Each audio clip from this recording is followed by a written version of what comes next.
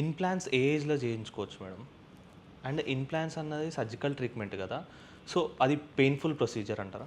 Implants అనేది అస్సలు painful procedure కాదండి. ఇప్పుడు మన దగ్గర అడ్వాన్స్ టెక్నాలజీ వచ్చింది కాబట్టి అసలు ఇంప్లాంట్స్ అనేది పెయిన్ఫుల్ ప్రొసీజరే కాదు.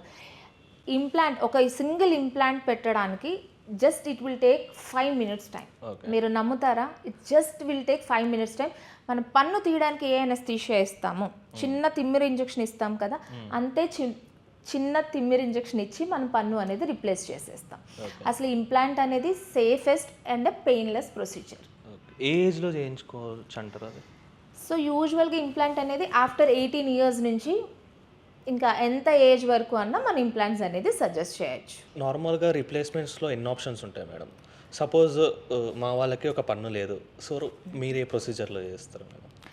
సో ఫస్ట్ పేషెంట్ రాగానే మనము వాళ్ళ కేస్ హిస్టరీ అనేది తీసుకుంటాం. వాళ్ళకి ఏమైనా హెల్త్ ఇష్యూస్ ఉన్నాయా, అసలు హెల్త్ కాంప్లికేషన్స్ ఉన్నాయా అని తీసుకుంటాం.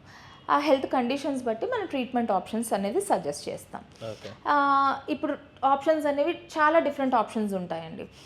ఒకటే పన్ను లేదనుకో, ఫర్ ఎగ్జాంపుల్ మనం ఒకటి తీసుకున్నాం అనుకో, ఒక పన్ను లేదు, దానికి మనం తీసి పెట్టుకునేది ఉంటుంది, ఫిక్స్డ్గా కూడా చేసుకోవచ్చు. తీసి పెట్టుకున్నామంటే ఆర్పిడి అని అంటారనమాట.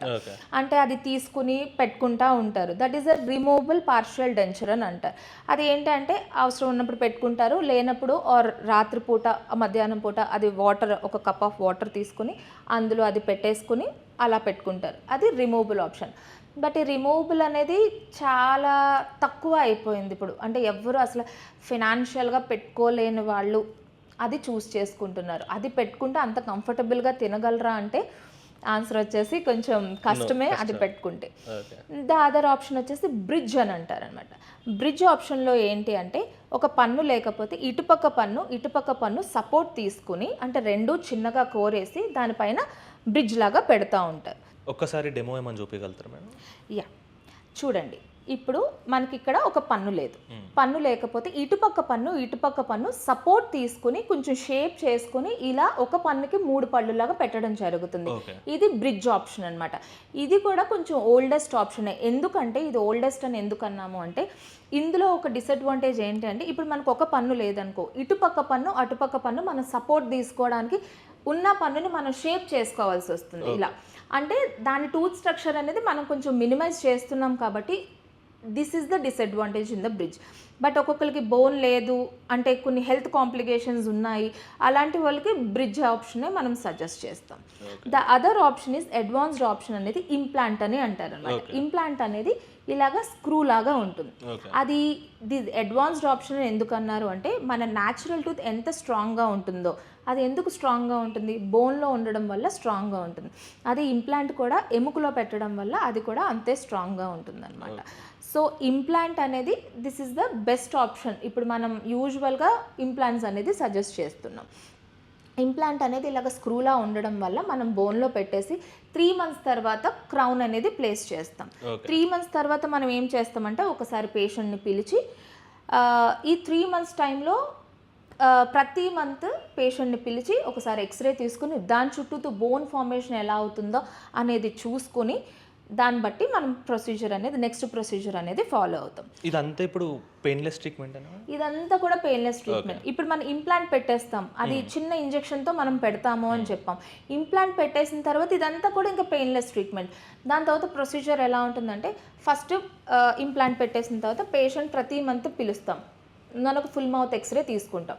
అది బోన్ ఫార్మేషన్ ఎలా ఉంది, బోన్ ఫార్మేషన్ అంటే ఇప్పుడు నేను చెప్పాను కదా, ఈ స్క్రూ ఉంది కదా, ఈ స్క్రూ చుట్టూతానే మన బోనే ఫామ్ అవుతుంది అనమాట.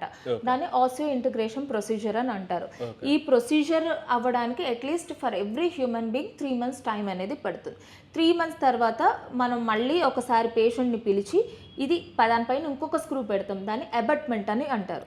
అబట్మెంట్ తర్వాత మెజర్మెంట్ తీసుకుంటే వితిన్ 2 to 3 అవర్స్లో మనకి క్యాప్ అనేది వచ్చేస్తుంది. అప్పుడు మనకి ఫంక్షనల్గా తినడానికి ఉపయోగపడుతుంది ఆ ఇంప్లాంట్ అనేది. ఇంప్లాంట్ అంటే ఇంప్లాంట్ పైన వచ్చిన పన్ను తర్వాత మనం తినడానికి ఉపయోగపడుతుంది. ఈ ట్రీట్మెంట్ అయిన తర్వాత 3 మంత్స్ గ్యాప్లో ఏదన్నా హార్డ్ ఐటమ్ తిన్నప్పుడు పెయిన్ఫుల్ ఉంటుందా? అసలు ఇప్పుడు ఇంప్లాంట్ లోపల పెట్టేస్తాం కదా, అది ఎముక లోపలే ఉంటుంది. మీకు అక్కడ బయట కనిపించడానికి అక్కడ ఏమీ ఉండదు. ఓకే. అక్కడ అంత ఖాళీ ప్లేస్ ఉంటుందన్నమాట. మీరు ఏ ఫుడ్ అన్నా తీసుకోవచ్చు. ఓకే. అక్కడ ఫుడ్ అనేది అక్కడ ఇరుక్కోకుండా చూసుకోవాలి, అంతేగాని స్పెసిఫిక్ ఫుడ్ అంటూ ఏముండదు. స్పెసిఫిక్ ఫుడ్ అంటే పన్ను తీసిన తర్వాత 2 రోజులు మనం వేడివి గట్టివి తినద్దంటాం, అదే ఇన్స్ట్రక్షన్ ఫాలో అవుతాం. కానీ ఇంకా అసలు హార్డ్ ఫుడ్ తినకూడదు అని ఏం లేదు.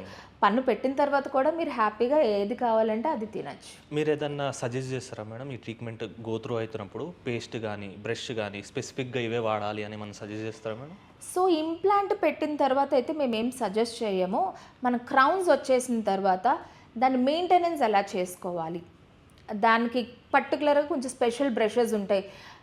ఫుడ్ ఇరుక్కోకుండా ఎలా మెయింటైన్ చేయాలి, మెయింటెనెన్స్ పార్ట్ అంతా చెప్తాం. మెయింటెనెన్స్ పార్ట్ చూసుకుంటే చాలు. దానికి స్పెసిఫిక్గా బ్రష్ పేస్ట్ అనేది ఏమి ఉండదు. ఇప్పుడు మామూలుగా మన ఒరిజినల్ పళ్ళకి ఏం బ్రష్ టూత్పేస్ట్ వాడుతున్నామో అదే వాడుకుంటే సరిపోతుంది.